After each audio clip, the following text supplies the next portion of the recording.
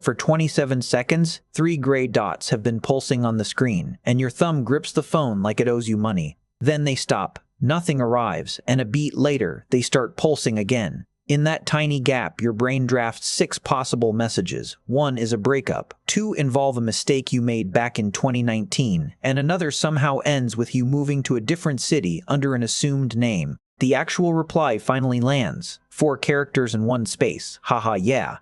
With absolutely no explanation for the hostage situation your nervous system just survived. That reaction can feel ridiculous, and you know it. The other person might be fixing a typo, answering the door, changing okay to sounds good, or attempting the advanced motor skill of holding a phone with wet hands. Still, the dots pull your attention, and the longer they pulse, the more every possible reply starts auditioning for the role of worst thing you have ever read. People hate waiting, and that's the obvious explanation. Except a loading bar also makes you wait, and almost nobody watches a software update wondering if the software has lost respect for them. The typing bubble works differently because a mind sits behind it, one that has seen your message, is reacting to it, and has not yet decided which reaction you get to see. Those dots don't show you words. They show you a social decision while hiding the decision itself. That's why typing bubbles trigger anxiety. They make another person's judgment of you feel live, while keeping its meaning unreadable. Start with an ordinary spoken conversation to see why that feels so loaded. Human beings take turns with freakish speed,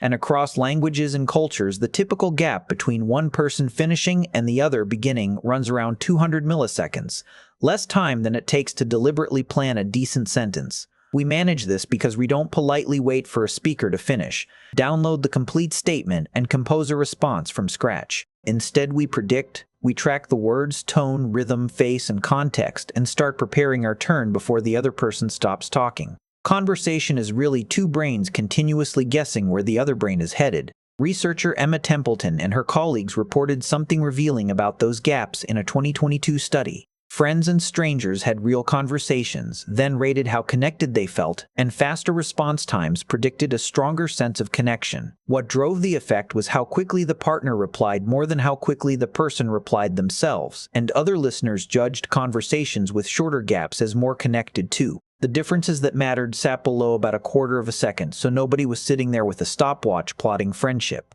The timing worked as a cue precisely because it moved too fast to control easily. When 2 people click, their turns fit together, and when a pause stretches, the brain notices. That timing instinct survives the move to text. A May 2026 preprint by Florian Martin, Olia Hakelbian, and Hannah Dramala analyzed 3.4 million anonymous WhatsApp and Instagram messages and found that roughly 69% of WhatsApp replies and 44% of Instagram replies arrived within 5 minutes. Partners also tended to match each other's reply speeds, and that balance held fairly stable across months. Response speed doesn't stay a private habit. Between 2 people, it can turn into a local social rhythm, and when that rhythm changes, your brain notices a real mismatch. It still has no idea what the mismatch means. None of that makes every slow response an insult. Someone may be choosing the right words because they care, or they're distracted, translating in their head, or trying not to sneeze directly onto you, a small but noble act. A pause is ambiguous, and the ambiguity is the point.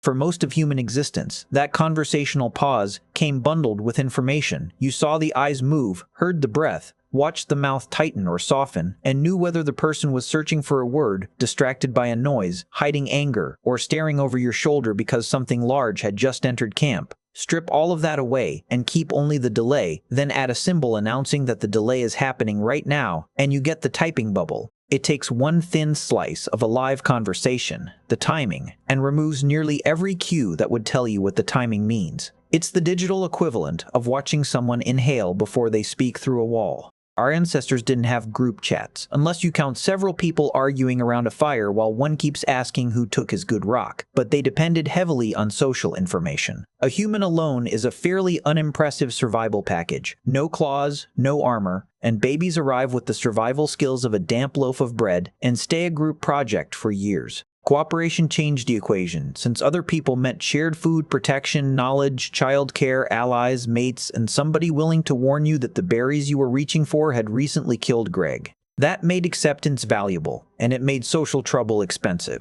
Exclusion didn't always mean immediate death, and prehistoric human groups were never one uniform sitcom. People could move between groups, rely on kin, repair relationships, or survive stretches of conflict. The archaeological record can't tell us how one irritated hunter read another hunter's suspiciously long pause. Still, the broad pressure is hard to miss. For a species built around cooperation, tracking whether other people valued you would have shaped access to resources, safety, information, and partners, and missing signs of social trouble could cost far more than occasionally mistaking a neutral pause for a bad one. Psychologist Mark Leary and his colleagues gave one version of this idea a wonderfully mechanical name: sociometer theory. Their claim was that part of what we experience as self-esteem works like an internal gauge of relational value, monitoring cues of acceptance and rejection, and alerting us when our social standing may be slipping. That gauge isn't a wise elder calmly reviewing the evidence and issuing a balanced quarterly report. It behaves more like a smoke alarm installed by a nervous landlord.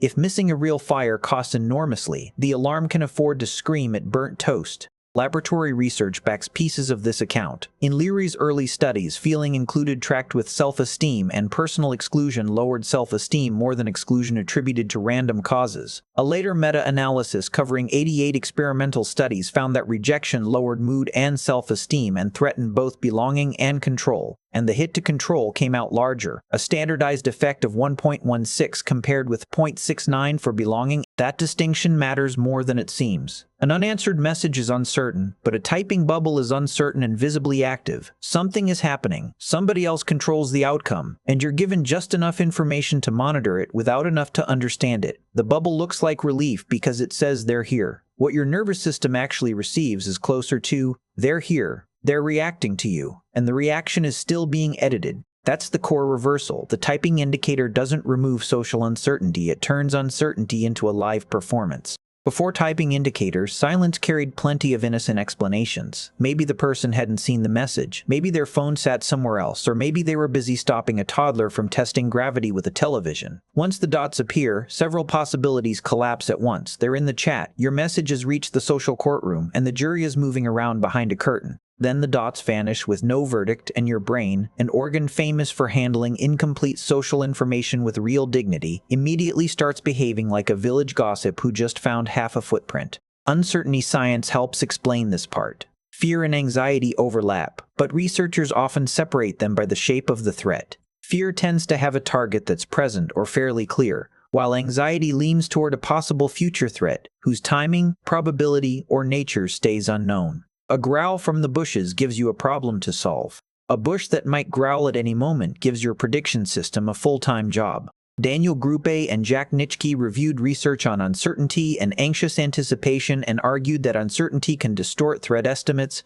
pull attention toward possible danger, and interfere with action. People also differ in what researchers call intolerance of uncertainty, meaning how aversive they find missing information about what happens next. The typing bubble is almost offensively well-shaped for that system. It signals an approaching event. The event concerns another person's evaluation of you. The content stays hidden, and the arrival time keeps shifting. Staring at it won't improve the outcome, yet the animation still gives your eyes a job. Pulse, pulse, pulse. It's a tiny prediction error generator. Each second implies the answer is nearly here, and each extra second proves that prediction wrong. When the dots vanish, the brain loses even the weak model it had built, and it starts wondering whether they deleted a harsh reply, got interrupted, decided you weren't worth answering, or dropped the phone into soup. Soup happens constantly, but your brain rarely leads with soup. It leads with socially expensive possibilities, because anxious systems aren't built to generate the fairest story. They're built to prepare for costly stories before those stories arrive. None of this means 3 animated dots flip on some dedicated cave person's circuit labeled texting panic. Evolution doesn't preserve a neat mental button for every future app feature, and no strong evidence shows one ancient adaptation alone explaining typing bubble anxiety. The direct research on human typing indicators is still thin. One small study of 24 people compared 4 chat interfaces, ranging from no indicator at all to watching text appear character by character. Greater visibility made some participants feel more connected, but it also left them feeling more exposed, and when asked about personal conflict, participants leaned toward the ordinary typing indicator because it could signal "I'm still here" without exposing every unfinished thought. The study was small and artificial, so it didn't prove typing bubbles cause anxiety, but it did reveal the trade-off. More presence can also mean more vulnerability. Work on read receipts, a related feature, has turned up reports of anxiety, repeated checking, avoidance, and pressure around response expectations. Though those findings don't prove everyone reacts the same way or that evolution explains all of it. Your history matters, so does the relationship, and so does the message itself. If your dentist is typing after you ask about parking, those dots carry all the emotional weight of a beige sock. If your partner starts typing right after you send "Are we okay?", those same pixels apparently acquire nuclear launch codes. People high in rejection sensitivity are more likely to anxiously expect and overreact to signs of rejection, and research suggests rejection sensitivity can disrupt attention when social threat cues appear. That helps explain why one person tosses the phone onto the couch while another watches the bubble with the focused despair of a bomb technician. Past experience trains the guesser. If affection in earlier relationships was unpredictable, if silence often preceded punishment, or if a current relationship feels shaky, ambiguity doesn't arrive empty. It shows up carrying old data. Context shifts the power balance too. A close friend takes 3 minutes to answer and you assume they're picking out a meme. A manager takes 3 minutes to answer, "Can we talk about my contract?" And suddenly every dot is wearing a tiny necktie. The person who needs more from the relationship usually absorbs more uncertainty. The job applicant waits on the recruiter, the junior employee waits on the boss. The person who just confessed a feeling waits on the person who hasn't confessed one back. The bubble marks a temporary imbalance, since one person already knows what they're weighing while the other just watches the weighing happen. That's why advice like "just stop caring" falls flat. Caring isn't a glitch to patch out. Social animals are supposed to track how valued partners, allies, family, and groups respond to them. And a total lack of concern wouldn't be enlightenment. It would be a fascinating clinical interview. The real trouble isn't that your brain reads social timing, since reading timing is simply part of how conversation works. The trouble is that digital communication feeds that old reader corrupted data. Face to face. A half-second delay arrives packaged with a moving body, a tone of voice, shared surroundings, and an immediate next turn. In text, a delay can stretch 30 seconds, 5 minutes, or the rest of your natural life, and the other person might be revising one sentence, writing 4 paragraphs, switching apps, talking to someone else, or forgetting they even opened the chat. Every one of those causes produces the exact same 3 dots. Different platforms make it stranger still. Some indicators appear after a single keystroke, some linger after typing stops. Connections lag, people delete messages, and notifications leak fragments. The symbol reads as precise, "Alex is typing," but the human meaning behind it stays spectacularly imprecise, and we tend to treat machine precision as social precision anyway. The app says typing, so we assume deliberate composition. The dots continue, so we infer a long message. They vanish, so we infer a deleted one. Each inference feels like observation because the interface delivers it with clean graphics and confident animation. What you're actually seeing isn't a thought at all, just a rough technical event. A keyboard got activated, some input may have occurred, and a server pinged your phone. Your nervous system doesn't speak server. It speaks hesitation. This is the modern bridge hiding in plain sight. We already treat response timing as relationship data. A fast yes feels different from a 5-second one. A pause before "I love it" can change the whole sentence. In comedic timing, flirting, turn-taking, deception, and awkwardness all run on intervals as much as words. Texting didn't erase that instinct. It just gave the instinct a dashboard. Now we can monitor delivery, reading, typing, stopping, restarting, editing, and silence from across the planet, which means more signals about the mechanics of contact and fewer signals about what the person actually feels. More data, less meaning, and that combination is catnip for rumination. Watch what happens after a vulnerable message. You send a joke into a new group chat, and nobody answers for 2 minutes. In a room, you know instantly whether anyone heard it, whether it landed as a smile, a wince, a person distracted by food, or 6 people suddenly discovering deep spiritual interest in the floor. Online, you just get silence. Then one typing bubble appears, disappears, and another takes its place, and your social brain starts reconstructing an entire group hierarchy from punctuation that hasn't even arrived yet. Or picture a romantic text where the dots pulse for a long stretch and a paragraph seems imminent, so you brace for honesty, tenderness, disaster, or a request to stay friends with unusual enthusiasm. The reply finally arrives, "Sorry, I was holding groceries." Your brain just spent a full stressed response on vegetables. Call this an evolutionary mismatch, a useful trait operating in an environment nothing like the one that shaped it. The useful trait is sensitivity to live social feedback. In a small face-to-face group, hesitation from someone important was worth noticing, and the missing information usually arrived wrapped in a rich stream of other cues. The new environment is a glass rectangle that can summon the hesitation of your partner, boss, parent, client, date, or entire friend group at any hour. Strip away their face and voice, stretch the pause, animate it, and hold it 6 inches from your nose while you lie alone in the dark. Your brain evolved to notice a pause across the fire, not to watch that pause blink indefinitely on a pillow at 2:13 in the morning. The mismatch sharpens further because there's no useful action left to take. In person, uncertainty can trigger a question, a shift in expression, a change in tone, a joke, an apology, or a graceful retreat to the other side of camp, so the feedback loop stays open. With the bubble, your options shrink to staring, checking again, drafting a second message that somehow makes the first one look casual, deleting that message, opening another app, or returning 4 seconds later as if new information might have evolved in the meantime. Ancient vigilance turns into modern refresh behavior. The technology didn't invent fear of rejection, sensitivity to timing, or discomfort with uncertainty. It packaged all three into a looping icon and sold the result as presence. That doesn't make the icon villainous. Typing indicators can help conversations flow, stop people from talking over each other, and reassure you that a reply is coming.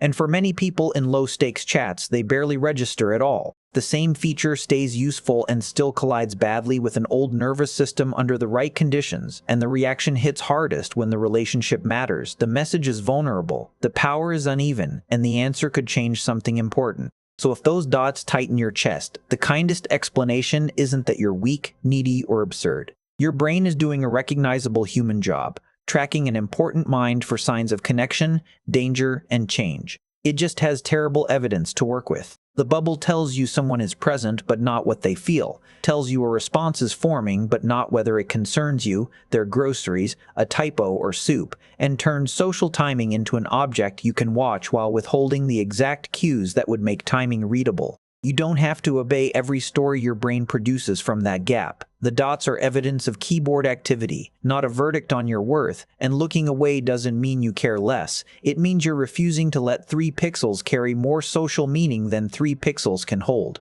27 seconds pass. The dots stop. Nothing arrives. Somewhere behind the screen, another human is choosing words, losing focus, ducking back to the word he actually meant, answering a door, or staring at their own phone with that same ancient machinery humming in their chest. For a moment, 2 prehistoric nervous systems sit on opposite sides of a glass campfire, each one waiting for the other to make the dark readable. Tell us in the comments which is worse, the typing bubble disappearing or waiting all that time for a reply that just says, K. If you want to keep understanding why your brain and body do things that make no sense in the modern world, subscribe. We've got a lot more of this coming.